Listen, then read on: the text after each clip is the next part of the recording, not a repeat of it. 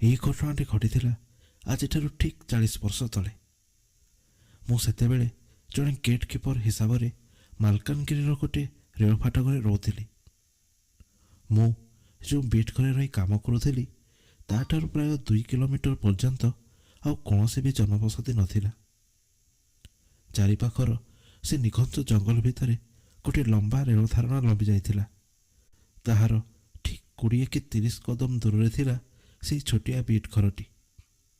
ମୋ ସହିତ ଆଉ ଜଣେ ମଧ୍ୟ ରହୁଥିଲେ। ସେ ହେଉଛନ୍ତି ମୁନା ମାଝୀ, ଯିଏକି ସେହି ଆଖପାଖ ଆଦିବାସୀ ଗାଁର ଲୋକଟିଏ ଥିଲେ। ଚାକିରିର ପ୍ରଥମ ଦିନରୁ ହିଁ ମୋର ତାଙ୍କ ସହିତ ଦେଖା ହୋଇଯାଇଥିଲା। କିନ୍ତୁ ଜଣା ନାହିଁ କାହିଁକି ସେ ଦେଖା ହେବା ଦିନଠାରୁ ହିଁ ମୋତେ କାହିଁକି ଏ କଥାରେ ସଚେତନ କରାଉଥିଲେ କି ରାତି 2ଟାରେ ଯେଉଁ ମାଲଗାଡ଼ି ଟ୍ରେନ୍ ଆସିବ ସେଥିପାଇଁ ଫାଟକ ପକାଇବା ବିଲକୁଲ ଦରକାର ନାହିଁ, କି ରାତି 10ଟା ପରେ ସେହି ଇଲାକାରେ ବାହାରକୁ ବାହାରିବା ମଧ୍ୟ କୌଣସି ଆବଶ୍ୟକ ନାହିଁ। ତେବେ ସେ ସବୁବେଳେ କୁହନ୍ତି କି ରାତିରେ ସିଏ ବାହାରେ, କିନ୍ତୁ କିଏ ବାହାରେ ତାର ନାଁ ସେ ଆଦୌ ନିଅନ୍ତି ନାହିଁ। ଯେହେତୁ ସେ ବିଟ୍ ଘରଟିରେ ମୁଁ ଏକୁଟିଆ ରୁହେ, ତେଣୁ ସେ ମୋ ସାଥିରେ ରୁହନ୍ତି। 50-60 ବର୍ଷର ବୁଢ଼ା ଲୋକଟିଏ ସିଏ। ଆଗରେ ପଛରେ ତାଙ୍କର କେହି ବି ନାହାନ୍ତି, ତେଣୁ ମୋତେ ସେ ସବୁବେଳେ ପୁଅ ବୋଲି ଡାକନ୍ତି। ମୋ ପାଇଁ ସବୁ ଖାଇବା ପିଇବାର ବ୍ୟବସ୍ଥା ସେ କରିଦିଅନ୍ତି, ଆଉ ରାତିରେ ଶୋଇବାର ବ୍ୟବସ୍ଥା ମଧ୍ୟ ସେ ଭଲରେ କରନ୍ତି। ତେବେ ଦିନେ କ'ଣ ହେଲା କି ରାତି 2ଟାର ଟ୍ରେନ୍ ଆସିବାର ଥିଲା। ସବୁଦିନ ପରି ସେଦିନ ମଧ୍ୟ ମୋତେ ସଚେତନ କରାଇ ଦେଇ ସେ ହାଣ୍ଡିଏ ତାଡ଼ି ପିଇ ସାରି ସେଇଠି ଶୋଇଯାଇଥିଲେ। ମୋତେ ସେ କାହିଁକି ରାତିରେ ବାହାରକୁ ଯିବାକୁ ମନା କରନ୍ତି ଆଉ ରାତିରେ କିଏ ଯେ ସେଠାରେ ବାହାରେ ତାହା ଦିନେ ଜାଣିବା ପାଇଁ ମୁଁ ଏହା ନିଷ୍ପତ୍ତି ନେଲି କି ରାତିରେ ଥରେ ବାହାରକୁ ଯିବି। ପୌଷ ମାସ ରାତିର ସେ ହାଡ଼ଭଙ୍ଗା ଶୀତଟା ସେ ଜଙ୍ଗଲ ଇଲାକାଟାରେ ବହୁତ ହେଉଥାଏ। ରାତିଟା ପୁରା ନିଛାଟିଆ ଆଉ କେଁ କି ଶବ୍ଦ ମଧ୍ୟ କରୁଥାଏ। ମୁଁ ସମୟ ଦେଖିଲି ରାତି 2ଟା ବାଜିବାକୁ ଆଉ ମାତ୍ର 5 ମିନିଟ୍ ବାକି ଥିଲା। ଟ୍ରେନ୍ଟା ଆଉ 5 ମିନିଟ୍ ଭିତରେ ଏଠି ଗତି କରିବ, ତେଣୁ ଭାବିଲି ବାହାରକୁ ଯାଇ ଫାଟକ ଦେବି ଆଉ ସେ ଜଙ୍ଗଲି ଇଲାକାର ମଝିରେ ଟ୍ରେନ୍ ଯାଉଥିବାର ସେ ସୁନ୍ଦର ଦୃଶ୍ୟ ମୁଁ ନିଶ୍ଚୟ ଦେଖିବି। ତେବେ ମୁନାବାବୁଙ୍କର ନିଦକୁ ଯେମିତି କୌଣସି ପ୍ରକାର ଡିଷ୍ଟର୍ବ ନ ହେଉ, ମୁଁ ସେହି କଥାକୁ ଆଖି ଆଗରେ ରଖି କୌଣସି ପ୍ରକାର ଶବ୍ଦ ନ କରି ଧୀରେ ସ୍ଥିର ଭାବରେ ବିଟ୍ ଘରୁ ବାହାରକୁ ଆସିଲି। ବିଟ୍ ଘର ବାହାରକୁ ଆସିବା ପରେ ଦେଖିଲି ସେହି ସ୍ଥାନଟାରେ ସେତେବେଳକୁ କେହି ବି କୁଆଡ଼େ ନାହାନ୍ତି। ଚାରିଆଡ଼େ ଖାଲି ନିର୍ଜନ ନିଛାଟିଆ ଆଉ ଅନ୍ଧାରିଆ ବାତାବରଣ। ବାହାରେ ତ ପୌଷ ରାତିର ସେ କୁହୁଡ଼ିଆ ଥଣ୍ଡା ପବନଟା ଦେହକୁ ଖାଲି ଥରେଇ ଦେଉଥିଲା। ମୁଁ ଦେଖିଲି ଆଖପାଖରେ କୌଣସି ଲୋକ କ'ଣ, କୌଣସି ବନ୍ୟଜନ୍ତୁର ମଧ୍ୟ ଚିହ୍ନବର୍ଣ୍ଣ ନାହିଁ। ତେବେ କାହାର ବାହାରିବା କଥା ମୁନାବାବୁ ମୋତେ ସବୁଦିନ କୁହନ୍ତି, ସେ କଥା ମୁଁ ଆଦୌ ବୁଝିପାରୁନଥିଲି। ତେବେ ଅଳ୍ପ ସମୟ ଭିତରେ ହିଁ ସେ ସୁନସାନ ପରିବେଶଟାରେ ଦୂରରୁ ମାଲଗାଡ଼ି ଟ୍ରେନ୍ ଆସିବାର ଇଞ୍ଜିନ୍ର ଶବ୍ଦଟା ଗୁଞ୍ଜି ଉଠିଲା। ମୁଁ ଦୌଡ଼ି ଆସି ଫାଟକ ଦେବା ଆରମ୍ଭ କରିଦେଲି। କିନ୍ତୁ ମୁଁ ଯେମିତି ତ ସେ ଫାଟକଟା ଦେବାକୁ ଯାଉଛି କି ମୋତେ ଗୋଟିଏ କୁନି ଝିଅର କାନ୍ଦିବାର ଶବ୍ଦ ସେଠି ଶୁଭିଲା। ସେ କାନ୍ଦ ସ୍ୱର ଶୁଣିବା ମାତ୍ରକେ ମୁଁ ଟିକିଏ ଚମକି ପଡ଼ିଲି।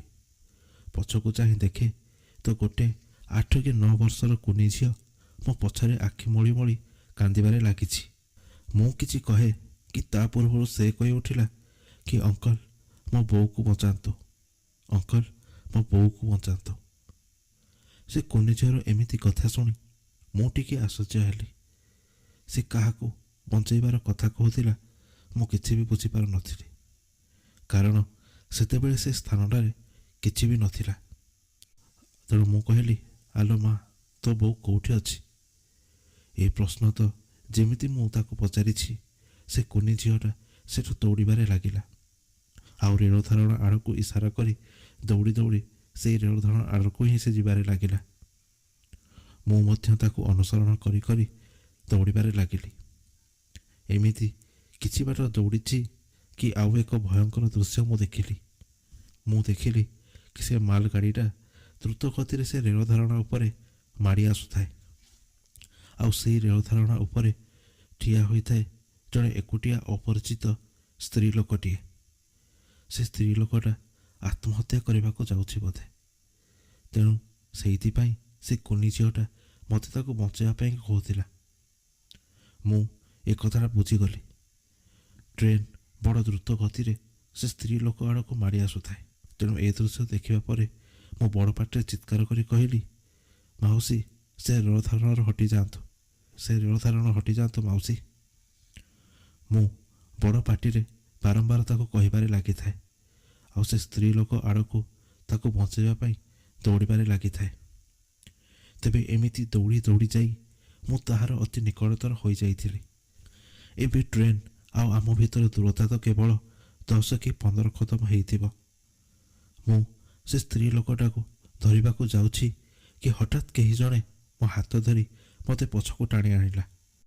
ସେ ଲୋକଟା ଯେମିତି ତ ମୋତେ ପଛକୁ ଟାଣି ଆଣିଛି, ନିମିଷକ ଭିତରେ ସେ ଟ୍ରେନ୍ଟା ସେ ସ୍ତ୍ରୀ ଲୋକ ଉପରେ ମାଡ଼ିଗଲା। ମୁଁ ସେ ଭୟଙ୍କର ଦୁର୍ଘଟଣାଟା ଦେଖି ଚିତ୍କାର କରିଲି। କିନ୍ତୁ ମୋ ଚିତ୍କାର ଶୁଣିବା ମାତ୍ରକେ ତ ପଛରେ ଠିଆ ହେଇଥିବା ସେ ଲୋକଟା ମୋ ପାଟିକୁ ଜାବୁଡ଼ି ଧରି ମୋଟେ ଘର ଭିତରକୁ ଟାଣି ଆଣିଲା। ମୁଁ ଦେଖିଲି କି ମୁନା ବାବୁ ମୋତେ ଟାଣି ଆଣିଛନ୍ତି। ମୁଁ କିଛି କୁହେ କି ତା ପୂର୍ବରୁ ସେ କହିଲେ, ବାବୁ ଟିକେ ବି ପାଟି କରନ୍ତୁ ନାହିଁ, ସେ ଏବେ ବି ବାହାରେ ଠିଆ ହୋଇଛି। ମୁଁ ତାଙ୍କର ଏଇ କଥାରେ ରାଗରେ କହିଲି, କିଏ ବାହାରେ ଅଛି? ମୋ ଆଖି ସାମ୍ନାରେ ଗୋଟିଏ ସ୍ତ୍ରୀ ଲୋକ ଉପରେ ଏବେ ଗାଡ଼ି ମାଡ଼ିଗଲା, ଆଉ ଆପଣ ଏସବୁ ବେକାର କଥାରେ ମୋତେ ଖାଲି ଡରାଉଛନ୍ତି। ମୋ କଥାର ଉତ୍ତର ଦେବାକୁ ଯାଇ ମୁନା ବାବୁ କହିଲେ, ବାବୁ ମୁଁ ପାଗଳ ନୁହେଁ, ଯଦି ବିଶ୍ୱାସ ହେଉନି ତେବେ ବାହାରକୁ ଦେଖ।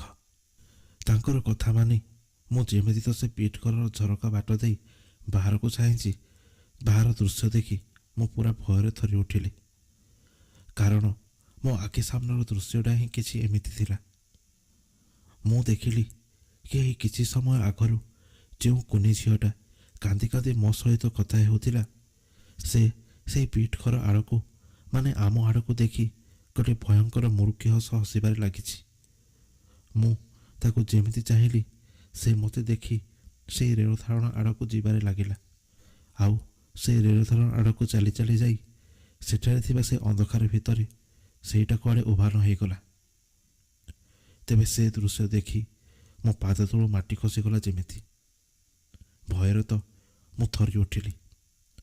ଅତି କଷ୍ଟରେ ମୋ ମୁହଁରୁ ଏ କଥାଟା ବାହାରିଲା, ମୁନା ବାବୁ ଏସବୁ କ'ଣ ହେଉଛି?